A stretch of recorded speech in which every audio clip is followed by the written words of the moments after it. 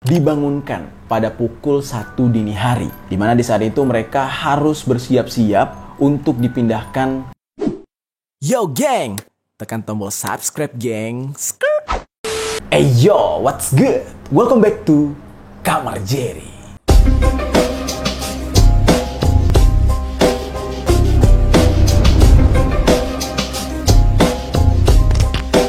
Geng. Oke.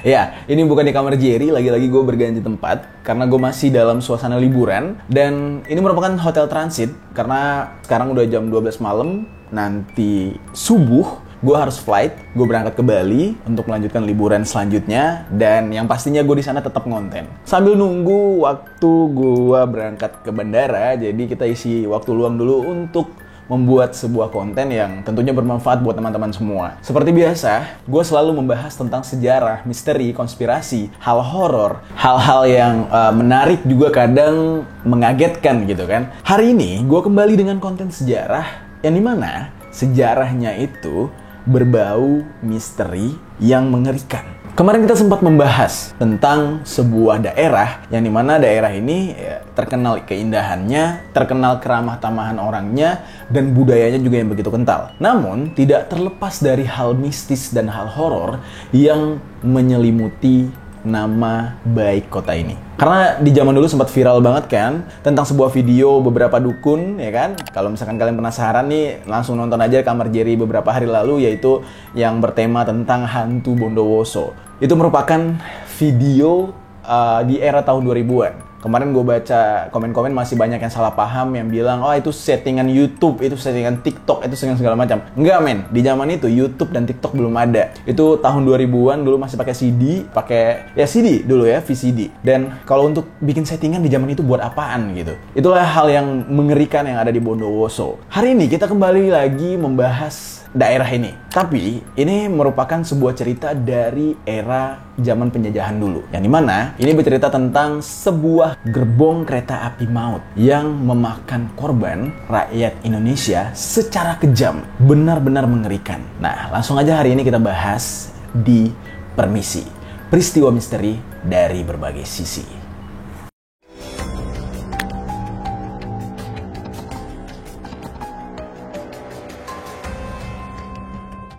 Oke, langsung aja kita bahas nih geng ya. Oke, karena ini di kamar jadi gue pakai bantal aja lah biar agak sedikit nyaman. Oke, sebelum kita ke cerita yang lengkapnya, gue mau kasih tahu ke kalian dulu intinya nih geng. Karena nanti ketika kalian mengikuti alurnya nggak bosen gitu ya. Alurnya itu bercerita tentang sejarah kemerdekaan. Tapi inti dari semuanya adalah sebuah kejadian yang mengerikan. Kejadian mengerikan ini melibatkan beberapa orang yang nyawanya harus hilang karena dikurung di dalam sebuah gerbong yang terbuat dari bahan besi dan seng. Yang dimana gerbong tersebut tidak memiliki ventilasi udara sama sekali. Jadi kalian pernah lihat nggak satu buah hukuman yang dimana hukuman tersebut diperuntukkan untuk seseorang yang yang melanggar aturan lah gitu ya. Jadi bentuk hukumannya itu dengan cara menaruh seekor tikus di atas perut, lalu ditutup dengan mangkok kaleng atau mangkok besi, lalu mangkok besi itu dipanaskan. Jadi si tikus yang ada di dalam itu sudah pasti akan meronta-ronta kepanasan, yang akhirnya si tikus harus menggali perut seseorang. Dalam kejadian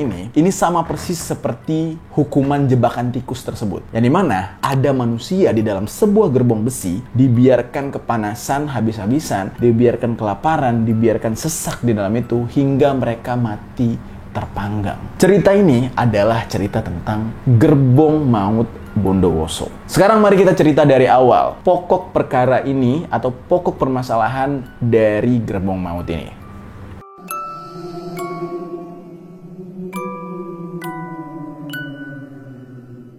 Peristiwa ini terjadi pada tanggal 23 November tahun 1947. Ya, mungkin jadi pertanyaan buat kita. Loh, 1947 kan kita sudah merdeka. Kita merdeka 1945 kan? Iya benar. 1945 adalah Hari Proklamasi, alias dibacakannya kemerdekaan Indonesia. Cuman jangan salah, di saat itu kita masih ada sedikit tidaknya era masa transisi penjajahan. Dan di dalam kejadian ini melibatkan 100 orang tawanan, yang dimana tawanan ini akan dipindahkan oleh pihak Belanda dari stasiun Bondowoso menuju ke stasiun Surabaya. Nama stasiunnya itu Wonokromo.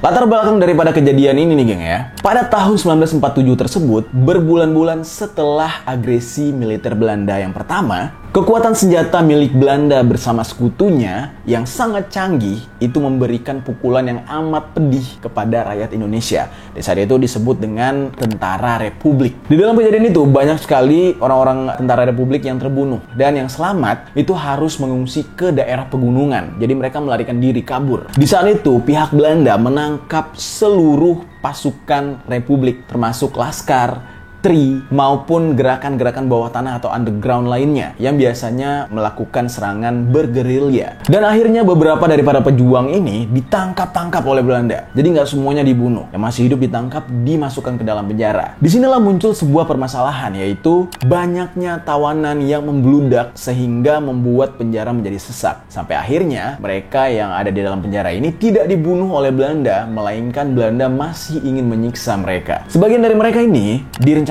untuk dipindahkan dari penjara Bondowoso menuju ke penjara Surabaya melalui stasiun kereta tadi. Namun, di dalam hal ini mereka diseleksi dulu. Tawanan-tawanan yang dipindahkan ke Surabaya ini adalah tawanan-tawanan yang dianggap mempunyai peran penting dalam pasukan gerilya. Jadi kayak orang-orang yang provokatornya, atau orang-orang pemimpinnya, atau orang-orang yang mengatur strategi. Intinya bagi Belanda di saat itu, orang-orang yang tersebut adalah orang-orang yang melakukan pelanggaran berat dalam perlawanan terhadap Belanda. Akhirnya diseleksilah orang-orang tersebut, baru dipisahkan dan direncanakan untuk dipindahkan. Dari sekian banyak orang-orang yang ditangkap di saat itu, ada seseorang yang bernama Kuswari. Dia ini adalah seorang komandan polisi Maesan yang ikut tertangkap gara-gara dibocorkan oleh seorang mata-mata Belanda yang berasal dari Indonesia, alias pengkhianat gitu ya. Beliau ini akhirnya dipindahkan atau digiring ke kantor keamanan Veiligheidsdienst Mariniers Brigade atau disingkat dengan VDMB pada tahun 1947. Di saat itu pendudukan Belanda bersama sekutu udah semakin besar yang menyebabkan para pemuda Indonesia harus mundur. Namun mereka sesekali tetap menyerang secara gerilya ke markas VDMB tersebut sampai-sampai mereka kehabisan peluru, alias peluru mereka tuh menipis. Hal ini akhirnya mendorong seseorang yang bernama Singgi. Dia ini adalah seorang pimpinan Barisan Pemberontak Indonesia atau BPI. Yang dimana di saat itu dia mengadakan kontak untuk mendapatkan peluru. Nah, setelah dia mendapatkan peluru, dia akhirnya mengajak semua pasukan untuk berkumpul di rumahnya dan membagikan peluru-peluru tersebut. Di saat dia sedang fokus-fokusnya membagikan peluru kepada seluruh pasukan, tiba-tiba saja pihak Belanda mengepung rumah Singgi. Yang akhirnya Singgi ini ditangkap dan digiring oleh orang Belanda di saat itu. Singgi bersama teman-temannya akhirnya ditangkap oleh pihak Belanda dan mereka disiksa habis-habisan. Di saat itu, mereka tidak langsung dibawa ke penjara Bondowoso. Bahkan di saat itu Singgi dikabarkan dikurung di dalam WC selama berhari-hari. Tidak diberi makan, tidak diberi minum. Jadi benar-benar ya, kalian bisa bayangin lah ya, di dalam WC harus ngapain gitu. Nggak ada makanan. Ya mungkin minum masih bisa lah. Mau air jorok sekalipun ya masih bisa bertahan. Tapi nggak ada makanan gimana tuh geng? Pada akhirnya tibalah pada tanggal 22 November tahun 1947. Hari dimana keputusan untuk memindahkan para tahanan yang ada di Bondowoso menuju ke Surabaya. Di saat itu pagi-pagi itu semua tahanan udah sibuk mengemasi barang-barang. Dan mereka tidak tahu nih geng, bakal dibawa kemana. Yang paling menyedihkan adalah keluarga dari tawanan ini semuanya berkumpul di pagar penjara menyaksikan keluarga mereka yang ada di dalam penjara sedang disiapkan untuk dipindahkan ke kota Surabaya. Namun jahatnya Belanda nih ya di saat itu, mereka malah membatalkan pemindahan di hari tersebut. Dikarenakan mereka tidak ingin para tawanan ini bertemu dengan keluarga mereka yang sudah menunggu di luar. Karena ya nanti terjadi drama-drama yang tidak diinginkan lah gitu. Nah sampai akhirnya Belanda ini merahasiakan kapan jadwal atau waktu daripada tahanan ini bakal dipindahkan. Ternyata pemindahan itu baru dilaksanakan keesokan harinya. Tepatnya pada tanggal 23 November tahun 1947. Dengan dirahasiakan dari seluruh masyarakat di saat itu. Supaya keluarga para tahanan ini tidak lagi datang ke penjara tersebut untuk melihat dari kejauhan dan tidak ada kontak antara para tahanan dan keluarganya. Hari tersebut bertepatan ketika seorang pejuang yang bernama Burhanuddin bersama pejuang Republik lainnya, diantaranya itu ada R. Badru Sapari, yaitu kakak kandungnya yang menjabat sebagai Wedono Taman Bondowoso di saat itu.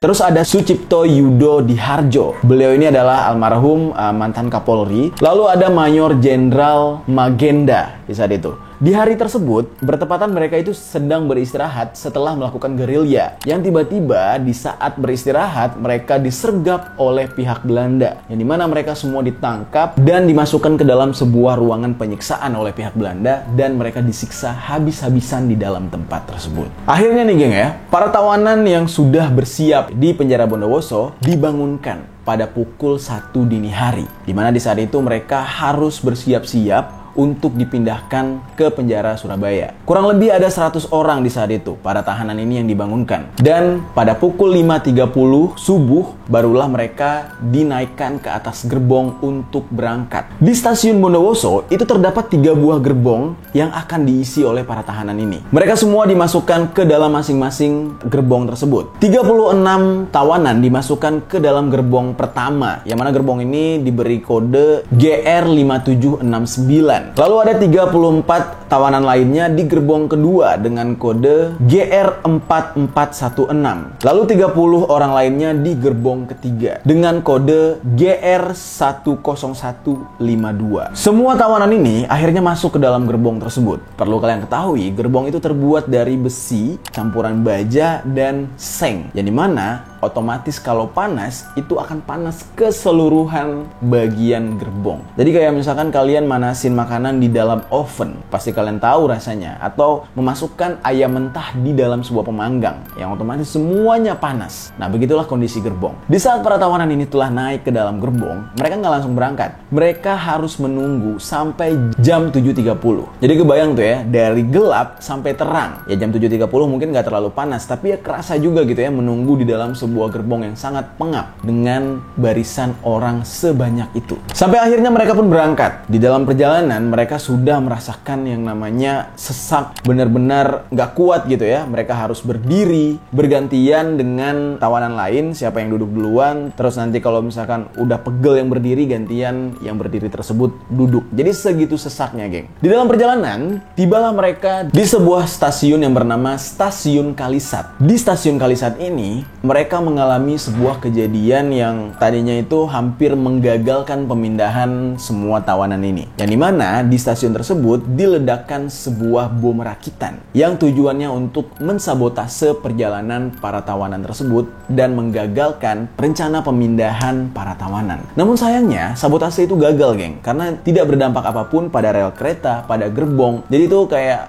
meleset gitu sasarannya. Akhirnya gerbong ini tetap berjalan. Perjalanan gerbong ini justru lebih ketat lagi, karena di saat kejadian sabotase tersebut, pihak Belanda semakin memperketat, semakin memperkuat penjagaan, semakin waspada terhadap sabotase lainnya. Gerbong ini semakin lama semakin mengerikan kondisinya. Yang dimana benar-benar sebagian gerbong itu kedap udara. Jadi ada beberapa gerbong yang memang ada bolongannya, tapi beberapa gerbong lain yang merupakan gerbong baru itu merupakan gerbong tanpa adanya celah udara. Gerbong ini sebenarnya bukan diperuntukkan untuk manusia. Ini merupakan gerbong barang. Jadi untuk antar jemput barang. Akhirnya dijadikan atau dimanfaatkan sebagai alat transportasi untuk memindahkan manusia yang benar-benar kejam. Ya kalian bayangin aja geng, manusia dimasukkan ke dalam sebuah kotak yang dimana mungkin ya kondisinya dingin gitu ya, tidak di bawah terik matahari, itu aja udah bikin lemes. Nah ini terbuat dari baja dan seng, tidak ada ventilasi udara sama sekali, tidak ada celah sama sekali, lalu ditaruh di bawah terik matahari. Karena kan perjalanan kereta itu ya nggak mungkin ada terowongan terus, udah pasti langsung terpapar sinar matahari yang membuat orang di dalam gerbong itu pasti terpanggang. Beberapa dari tawanan ini mulai berteriak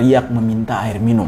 Bahkan mereka sampai menggedor-gedor dan mencakar dinding gerbong. Ketika mereka berteriak meminta air dan dimintakan buka pintu sebentar aja untuk bernafas, para tentara Belanda menjawab, tidak ada air dan tidak ada udara. Yang ada hanya peluru. Jika kamu menginginkan peluru, aku akan membukakan pintu dan peluru tersebut akan kuberikan di kepalamu. Jadi benar-benar kejam banget di saat itu, geng. Tujuan kereta ini akan berhenti di stasiun Jember. Di saat itu, kondisinya sudah semakin parah. Para tawanan ini harus menahan haus dan lapar selama 3 jam sampai ke stasiun Jember tersebut. Namun sesampainya di stasiun Jember, tetap aja mereka tidak diberikan apapun. Dan di saat itu, beberapa tawanan sudah tumbang. Yang dimana mereka tangannya sudah berdarah-darah, mengorek-ngorek dinding gerbong tersebut yang terbuat dari seng dan baja. Jadi kejam banget geng di saat itu. Beberapa tawanan juga dikatakan sudah meleleh. Maksudnya meleleh itu adalah mereka itu terpanggang di dalam gerbong dan kulit serta dagingnya sudah lengket di lantai serta dinding gerbong. Jadi benar-benar mateng orang di dalam situ. Setelah meninggalkan stasiun Jember, tibalah mereka di stasiun yang bernama Klakah. Nah, di stasiun Klakah inilah berkah turun, yaitu hujan. Dimana di saat turunnya hujan ini benar-benar menjadi kekuatan baru, benar-benar menciptakan senyum terhadap para tawanan yang udah kelelahan dan benar-benar kering dalam itu. Namun sayangnya, ketiga gerbong ini tidak sama. Seperti yang gue katakan tadi, ada beberapa gerbong baru yang ternyata tidak mempunyai celah sama sekali. Sementara salah satunya, ya itu adalah gerbong lama yang dimana ada lubang-lubang karena umur daripada si gerbong. Dari lubang itulah akhirnya tetesan-tetesan air masuk sedikit demi sedikit. Yang dimana tetesan tersebut dijilat oleh para tawanan yang masih hidup. Yang paling kasihan adalah para tawanan di dalam gerbong baru yang berkode GR10152. Ini adalah gerbong baru yang benar-benar tidak ada celah sama sekali. Kalian bayangkan itu. Dalam perjalanan mereka harus berbagi oksigen di dalam itu. Di saat hujan mereka sama sekali tidak merasakan air. Yang mereka rasakan tetap sesak, panas, dan benar-benar gerah di dalam gerbong tersebut. Sampai akhirnya hujan pun reda. Mereka masih melanjutkan perjalanan hingga tiba di stasiun Probolinggo. Di stasiun Probolinggo inilah kejadian yang amat mengerikan itu terjadi. Seluruh tahanan itu berteriak kesakitan dan kepanasan. Mereka menggedor-gedor, mereka mencakar-cakar dinding gerbong, hingga beberapa dari mereka tangannya itu sampai habis karena mereka berusaha untuk mencakar dan ini semuanya kemakan. Kayak bayangin tuh, mereka mencakar dinding itu sampai darah mereka keluar, daging mereka terkikis. Dari beberapa orang yang berteriak, akhirnya ada satu orang yang menyadari bahwasanya beberapa temannya itu telah mati. Dan mereka berteriak, 30 orang tawanan telah mati. Tolong buka, tolong buka. Lalu Belanda yang mendengar hanya menjawab begini, biarkan semua mati. Saya lebih senang kalian mati dibandingkan saya harus melihat kalian masih hidup. Itu yang diucapkan oleh tentara Belanda. Yang artinya, pertolongan sama sekali tidak akan mereka dapatkan. Mereka benar-benar tersiksa di dalam gerbong tersebut seperti seekor tikus yang kepanasan. Nah, setelah menempuh perjalanan panjang, kurang lebih ya kayak sekitar 16 jam lah gitu. Akhirnya mereka tiba di stasiun terakhir, yaitu stasiun tujuan Wonokromo, Surabaya. Tepatnya pada pukul 10 malam, geng. Lalu, sesampainya di Wonokromo, pihak Belanda membuka pintu gerbong tersebut. Nah, hal yang mengerikan pun mulai terlihat. Tidak ada satupun yang keluar dari gerbong. Padahal mereka sudah meminta keluar dari beberapa jam yang lalu ketika gerbong-gerbong tersebut berada di stasiun-stasiun sebelumnya. Nah, namun anehnya ketika pihak Belanda membuka, tidak ada yang keluar. Sampai akhirnya para tentara Belanda ini mengintip ke dalam gerbong. Gerbong pertama, kedua, ketiga, yang dimana mereka sangat kaget. Kondisi daripada tahanan ini sebagian masih hidup, sesak nafas, benar-benar terengah-engah dan lemas tidak bisa bergerak. Sementara beberapa lagi di dalam gerbong itu telah meninggal dunia dengan kondisi dagingnya sudah menempel, kulitnya sudah menempel di dinding dan lantai gerbong yang sangat panas. Jadi bayangin aja tuh, kematian yang sangat tragis. Nah, lalu salah satu tahanan yang disergap yaitu Burhanuddin bersama seorang pejuang lainnya yang bernama Karsono, mereka ternyata selamat dan masih hidup di saat itu. Nah, mereka berdua lah yang merangkak keluar dengan kondisi sangat lemah dan beberapa bagian kulit mereka telah melepuh. Ketika mereka keluar dengan nada parau, mereka mengatakan semua orang telah mati. Di saat itu, pihak Belanda ini membiarkan Burhanuddin ini keluar dari dalam gerbong. Karena yang mereka lihat itu hanya seorang manusia yang lemah gitu ya. Udah nggak harus diurusin juga bakal mati. Nah, ternyata di saat itu, Burhanuddin akhirnya menguatkan badannya dia dan berlari mencari air untuk diberikan kepada beberapa tawanan yang di dalam yang mungkin dia kira masih hidup gitu, geng. Sampai akhirnya Burhanuddin ini mendapatkan air, ya kan? Pihak Belandanya cuma ngeliatin sambil ketawa dan Burhanuddin ini memberikan minum kepada tawanan-tawanan yang udah benar-benar sekarat. Lalu, setelah dibiarkan beberapa saat, para tawanan yang masih hidup mengambil nafas, beristirahat sementara gitu ya, tapi masih dalam pengawasan pihak Belanda. Akhirnya, setelah mereka mempunyai sedikit tenaga, para tawanan yang masih hidup ini diminta untuk mengumpulkan semua korban yang telah meninggal dunia di dalam gerbong. Tercatat ada sekitar 46 orang meninggal dunia. 12 orang mengalami kesakitan yang amat parah. Terus 30 orang lainnya benar-benar terlihat lemah, tidak berdaya. Dan 12 orang lain sisanya itu yang benar-benar sehat, termasuk Burhanuddin tadi. Nah, perlu kalian ketahui nih, geng. 46 orang yang meninggal dunia, tewas seketika gitu ya. Itu 30 orangnya adalah dari gerbong GR10152 yang merupakan gerbong baru, tidak ada celah sedikit pun dan benar-benar terbuat dari besi baja dan seng. Bayangin tuh, mereka terpanggang di dalam situ. Jadi nasib daripada tawanan yang ada di gerbong tersebut benar-benar malang, geng. Karena mereka masuk ke situ tidak akan pernah bisa selamat. Memang gerbongnya itu ya diciptakan untuk gerbong barang. Kalau untuk manusia memang tidak layak. Beberapa saat kemudian, truk pengangkut mayat milik Belanda tiba di stasiun. Para tawanan yang masih selamat ini harus mengangkat teman-temannya yang sudah tewas ke atas truk. Nah, di saat mereka mengangkat, mereka itu harus berhati-hati karena sebagian mayat bahkan harus dikeruk alias kayak harus dikumpulkan gitu karena mayat itu sudah mencair saking panasnya. Dikarenakan mayat-mayat tersebut telah mati terpanggang di dalam gerbong tersebut. Jadi kalian kebayang ya, itu nggak dibakar loh, geng. Itu nggak ada apinya. Tapi benar-benar karena terik panas matahari disambut oleh baja dan seng yang menjadi lantai, dinding, serta atap daripada gerbong tersebut. Yang otomatis orang di dalamnya terbakar layaknya ayam mentah di dalam oven. Kebayang ya?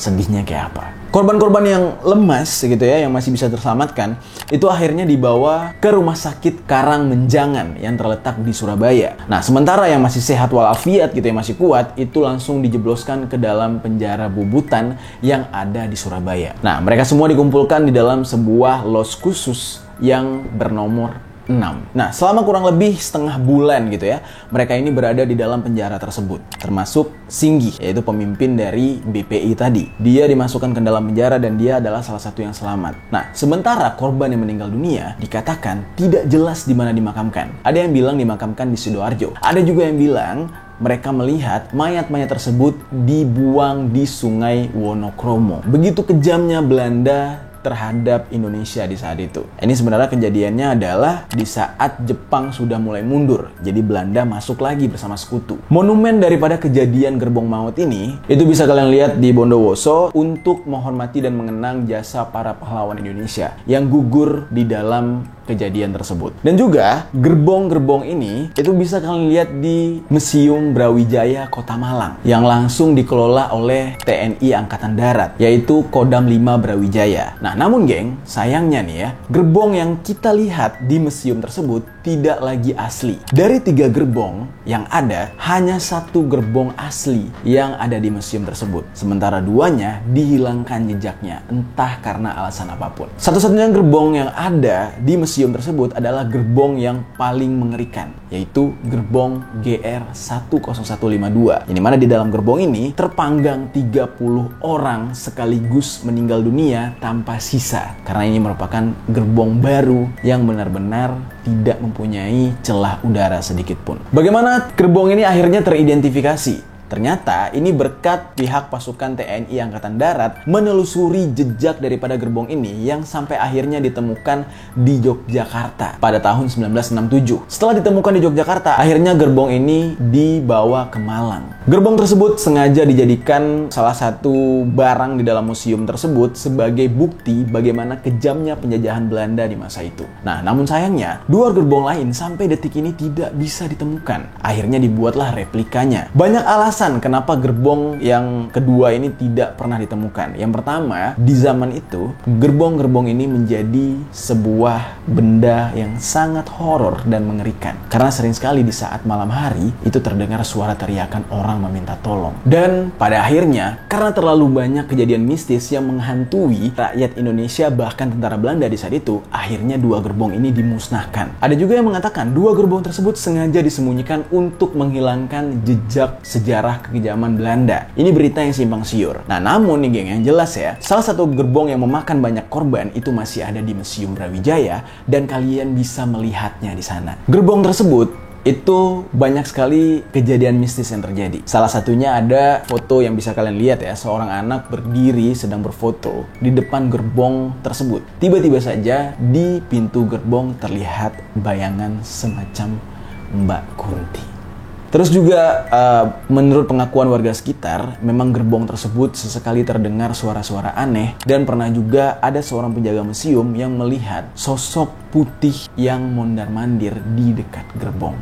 Menurut gue ya wajar aja geng, karena memang gerbong tersebut adalah saksi bisu serta tempat atau wadah yang telah membunuh para pejuang Republik Indonesia dengan kondisi yang sangat kejam, yaitu terpanggang di dalam tempat tersebut. Oke. Mungkin dari teman-teman semua ada warga Bondowoso juga yang tahu dengan cerita gerbang ini, ya kan? Mungkin kalian bisa tinggalkan komentar di bawah untuk melengkapi cerita, atau kalian punya pengalaman lain. Atau mungkin teman-teman yang berada di Malang yang pernah ke Museum Brawijaya ini, mungkin kalian pernah juga mengalami hal mistis dengan gerbong ini, silakan tinggalkan komentar di bawah.